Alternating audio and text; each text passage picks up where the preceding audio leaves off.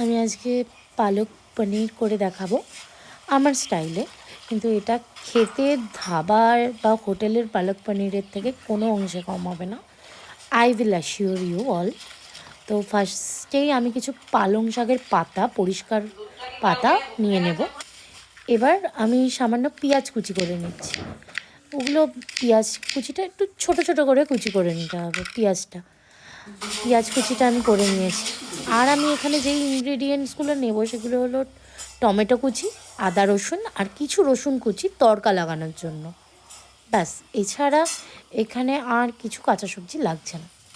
আর আমি নিয়ে নেব শুকনো লঙ্কা, জিরের গুঁড়ো, হলুদ গুঁড়ো, নুন, চিনি আর পনির তো লাগছে সর্ষের তেল, ফ্রেশ ক্রিম। ব্যাস, এবার আমি গরম জল করে সামান্য নুন দিয়ে তার মধ্যে না পনিরটা ভিজিয়ে রেখে দেবো, যাতে পনিরটা সফটেন হয়ে যায়। কারণ পনিরটা কাল রাত্রে এনেছি আর এটা ফ্রিজে ছিল। এইভাবে করে রাখলে না পনিরটা অনেক সফট হবে। আর এখানে আমরা কাঁচা পনিরই ইউজ করব। এখানে পনিরটাকে আমরা ভেজে নেব না। এবার কড়াই গরম করে তার মধ্যে দিয়ে দেবো হলো জল। আমাকে এবার পালং শাকটাকে সেদ্ধ করে নিতে হবে। আমি এখানে জল দিয়ে দিচ্ছি পরিমাণ মতো। জলটা একটু উষ্ণ গরম হওয়ার সাথে সাথে আমি দিয়ে দেবো যেই পালং শাকগুলো আমি ধুয়ে বেছে রেখেছি সেগুলো। পালং শাকগুলো এবার সেদ্ধ করে নিতে হবে ভালো করে। তো এই পালং শাকের মধ্যেই আমি কি করব, আদা রসুন যেটা নিয়েছি সেটা দিয়ে দেবো। তাহলে কি আদা রসুনের একটা কাঁচা যে স্মেল থাকে না সেটা চলে যাবে একেবারে। এতে আমার অনেকে আদা রসুন খেতে পছন্দ করে না, তারাও বুঝতে পারবে না জিনিসটা, যে আদা রসুনের গন্ধটা সেদ্ধ করে নিলে অনেক অংশে চলে যায়। তো তারপরে আমি এখানে একটা জলের মধ্যে কিছু বরফ দিয়ে নিয়েছি। এতে কী হবে, পালং শাকটা গরম মানে যখন সেদ্ধ হয়ে যাবে তার মধ্যে থেকে তুলে আমি বরফ জলে দিয়ে দেবো। এতে পালং শাকের সবুজ রঙটা ইনট্যাক্ট থাকবে। এই পদ্ধতি যদি আমরা ইউজ করি, নাহলে না হলদেতে হয়ে যায়। এবার কড়াই গরম করে আমি সর্ষের তেল দিয়ে দিচ্ছি। সর্ষের তেলটা একটু গরম হয়ে গেলে আমি এখানে দিয়ে দেব আমার যেই জিরে আর শুকনো লঙ্কা যেটা আমি নিয়েছিলাম। এবার সেটা আমি এই সর্ষের তেলটা গরম করতে হবে ভালো করে। তার মধ্যে জিরে আর শুকনো লঙ্কাটা আমি দিয়ে দেবো। এবার জিরে শুকনো লঙ্কাটা না ভালো করে যখন ভাজা ভাজা হয়ে যাবে, যে স্মেলটা আসবে ফোড়নে, স্মেলটাকে আনতে হবে। তার আগে দিলে কিন্তু কাঁচা গন্ধ বেরোবে। তার মধ্যে আমি দিয়ে দিলাম পেঁয়াজ কুচিটা আমি যতক্ষণ না ভালো হয়ে ভাজা হবে, আমি লাল টেক্সচার আসবে, ততক্ষণ আমি পেঁয়াজটা ভালো করে ভেজে নেব। পেঁয়াজটা যত কম আছে সময় নিয়ে ভাজবে, তত পেঁয়াজটা সফটেনও হয়ে যাবে, মুখে বাঁধবে না, আর পেঁয়াজটা গলে যাবে।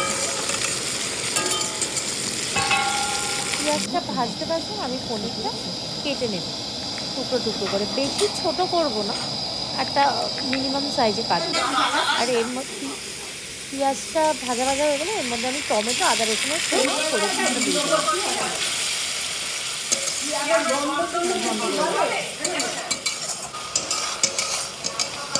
এটা ভালো করে কষিয়ে নেব আমি আদা রসুনের পেস্ট আর টমেটো পেস্টটা দিয়ে।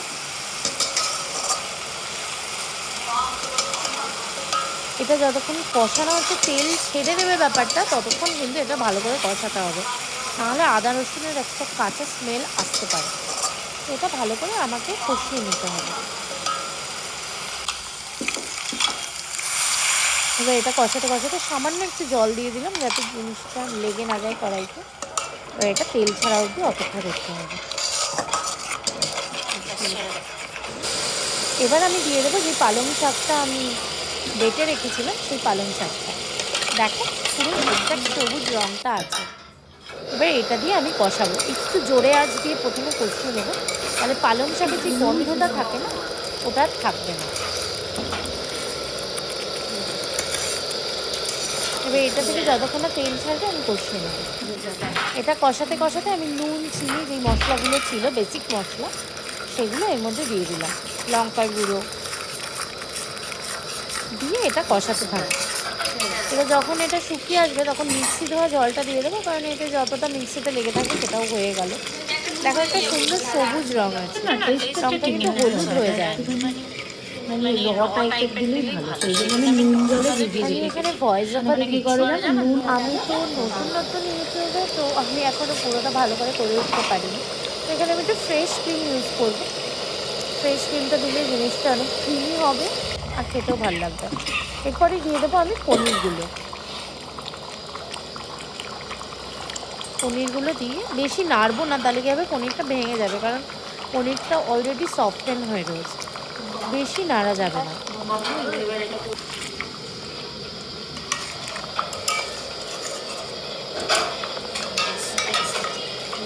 এবার ওয়েট করতে হবে আমাদেরকে। তার মধ্যে একটু গরম মশলা দিয়ে দিলাম আমি, শাহি গরম মশলা ইউজ করেছি ওখানে সানরাইজে, অলওয়েজ বেস্ট।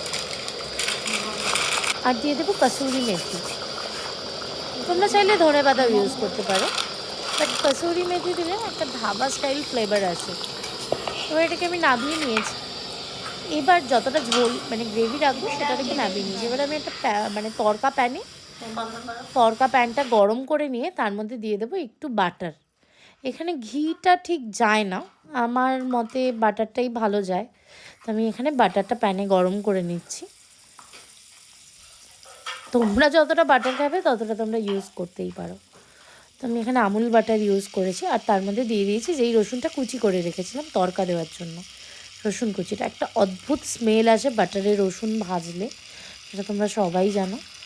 তো এটা একটু আমি ভাজা ভাজা করে নেবো, বাট রসুনটাকে পুড়িয়ে ফেলো না, পুড়িয়ে ফেললে না তেতো তেতো একটা ব্যাপার চলে আসবে। তো প্যানটাকে আমি কড়াই মানে গ্যাসটা নিভিয়ে দিয়ে তারপরেই লঙ্কার গুঁড়োটা দেবো, নাহলে লঙ্কার গুঁড়োটা জ্বলে যাবে, জিনিসটা তেতো হয়ে যাবে, ওটা ভালো লাগবে না। তো এরপরে আমি তড়কাটা পনিরের ওপর দিয়ে দেবো। একবার এভাবে ট্রাই করো পালক পনির, সত্যি বলছি খুব ভালো লাগবে খেতে। আর লাস্টে আমি জাস্ট একটু গার্নিশ করেছি ক্রিম দিয়ে, ফ্রেশ ক্রিম দিয়ে।